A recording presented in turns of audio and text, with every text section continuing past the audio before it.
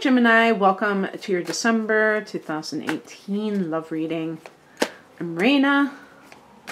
These are some cards that I'm going to be putting out, and they are Morgan Greer tarot cards. I'm also going to be picking a card from the Whispers of Love Oracle deck, which is a new deck that I just acquired.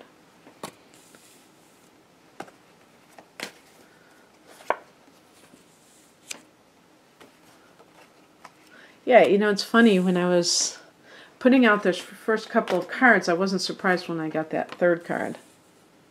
But getting the Temperance card a lot. Wow, getting some reverse cards. Very interesting. The heart of the matter is the Eight of Wands. This is a feeling of breaking free, and I see it as breaking free of some kind of a stagnant situation. Maybe there was some kind of a holding pattern, and all of a sudden,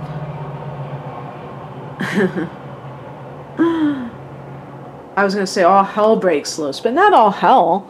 It's actually like you feel like things are happening at a faster clip. And the foundation card here is the Eight of Swords. So you may have felt held back by something. You notice that both of those are eights. Eight is a number of power, maybe personal power, but the Eight of Swords, and you are swords, is coming from the realm of thought.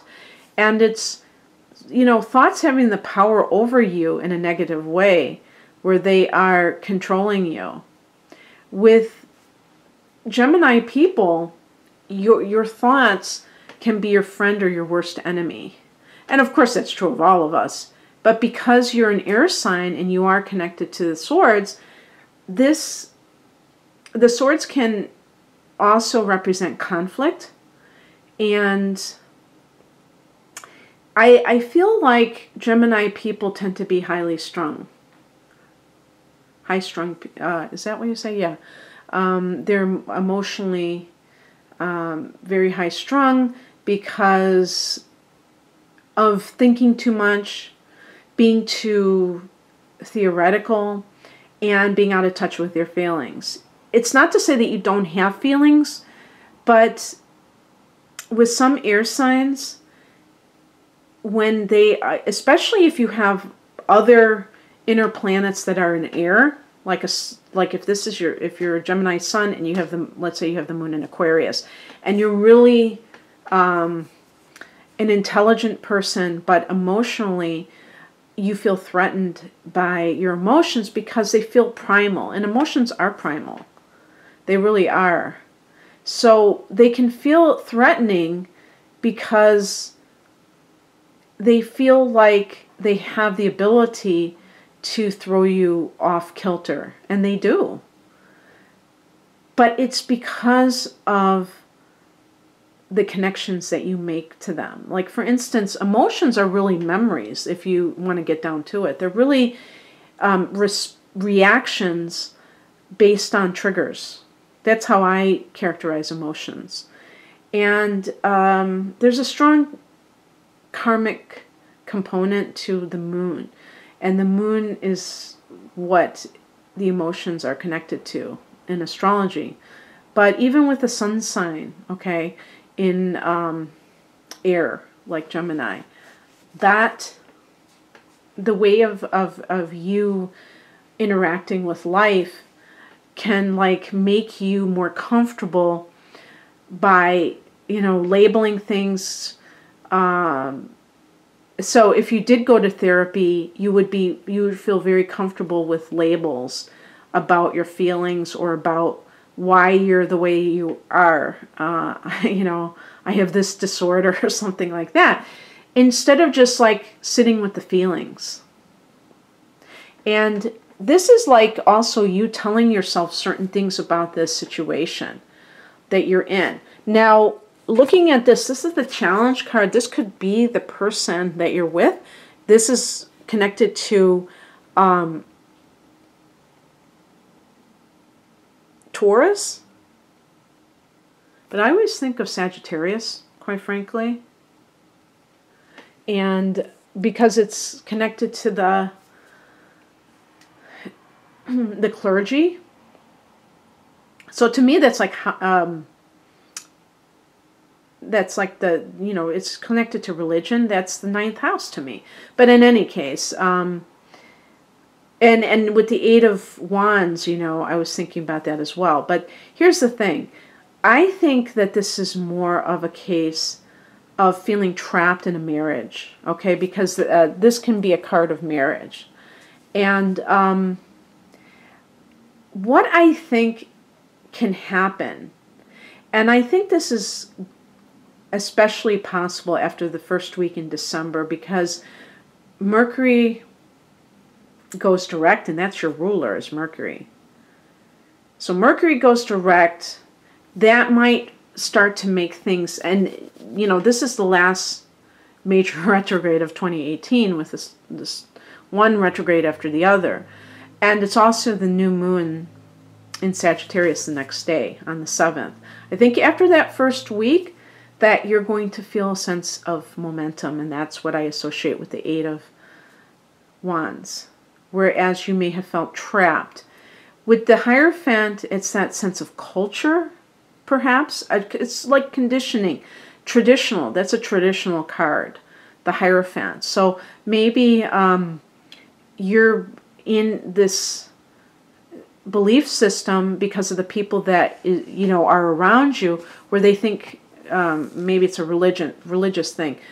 Divorce is terrible. God hates divorce. Or because of, maybe you are in a conservative area and divorce is seen as a failure. But I think you're going to be liberated from that.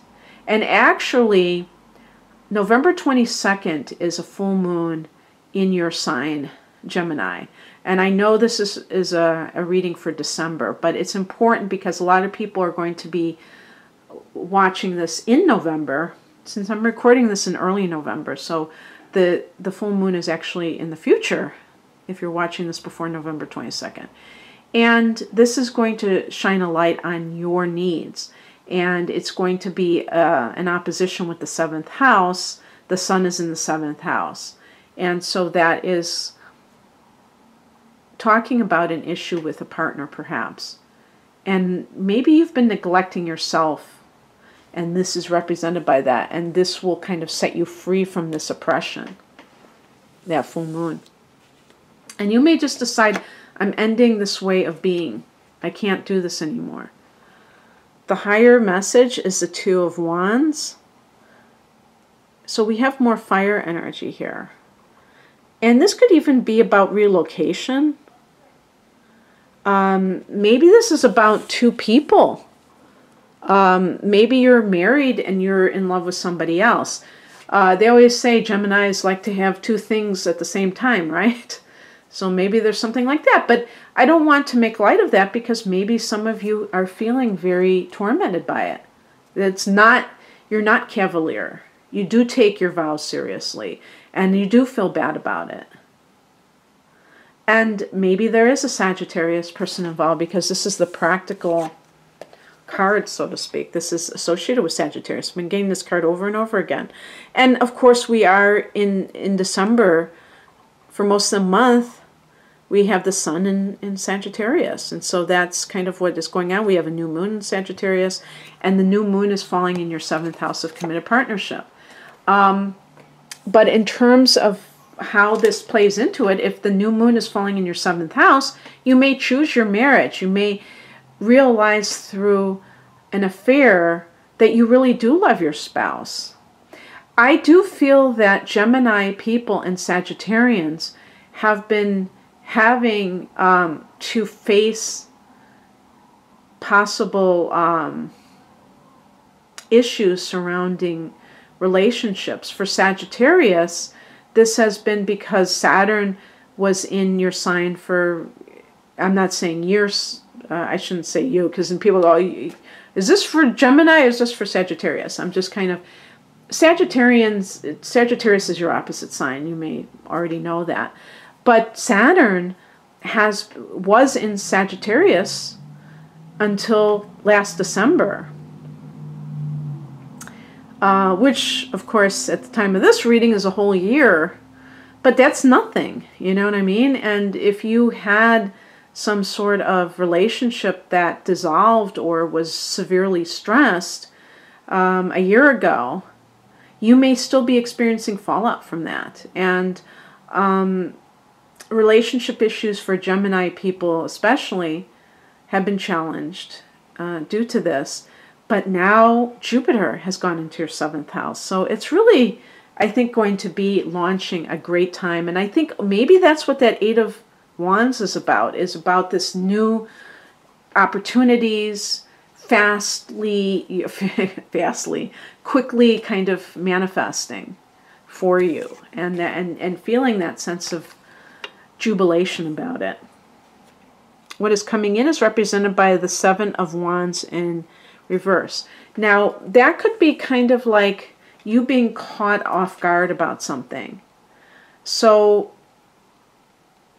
I'm not sure like how that would manifest. If you're dealing with somebody else and maybe they have created a lot of pain in your life, and you are kind of like have made up your mind that you are going to leave that relationship. Maybe you've been having an affair. Maybe you'll find out that they've been having an affair too, and they ask you for a divorce. Don't get caught up in that type of situation, because if you have decided in your mind that you are feeling like you're a prisoner, and yet the other party says, I want out of this relationship, and you're like, hey, wait a second, I'm the one that's supposed to say that. Don't get involved with that, because you know what? You should know that this situation is not good, and you should actually like celebrate the fact that you didn't have to be the bad guy. So if something like that catches you off guard, don't worry about it. Or if somebody else tries to suck you back in, don't allow it, because you're getting free. And actually, this is the great outcome card. And this card is connected to Jupiter. Wheel of Fortune. This is Jupiter in that 7th house, bringing you luck and expansion in the area of committed partnership. Okay? And so Jupiter rules Sagittarius. That could be a Sagittarius person. Yeah, I mean, Temperance cards, Sagittarius. So the 8 of Wands is a fire sign person. This person can come into your life, you know, out of nowhere. Okay? So just be ready for it.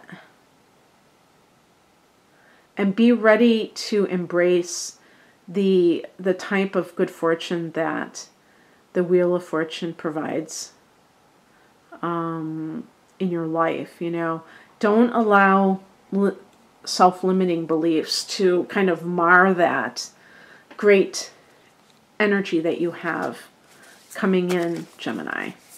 Okay, so I'm picking a Whispers of Love. I'm going to show you the back of it. It's a oracle card. They're nice and thick, but sometimes, you know, you wonder if you're picking 2 of them. So let me see. Nope, that's it. Looks like an angel.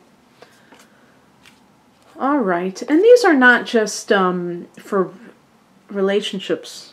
I mean, they are, but they're not necessarily. I thought they were going to be just for love relationships, romantic. But practice compassion, see things from a different perspective. And, you know, if you're leaving a relationship, don't leave on bad terms. Even if the other person is, you know, that's what I'm saying here, is that this could be like a sneak attack or something. Don't let other people's problems affect you. You be the bigger person, because then you can really make things happen in your life, and you can move ahead. And, you know, this is a card of somebody who feels like trapped, imprisoned, and that sucks, doesn't it? That's not somewhere you want to be. You want to be, the 8 of Wands is about just kind of like a lot of new energy coming in, a lot of things happening, and you love that. That's kind of what Gemini loves, is a lot of things happening at once where you can just, you know, you don't like stagnation. And I'm not saying that anybody does, but some people can tolerate it better than others. And you like that, you know, fast-paced events. Okay, that's what I have for you, Gemini. If you'd like a private reading, the link to my website is below. Wishing you blessings in December. Bye.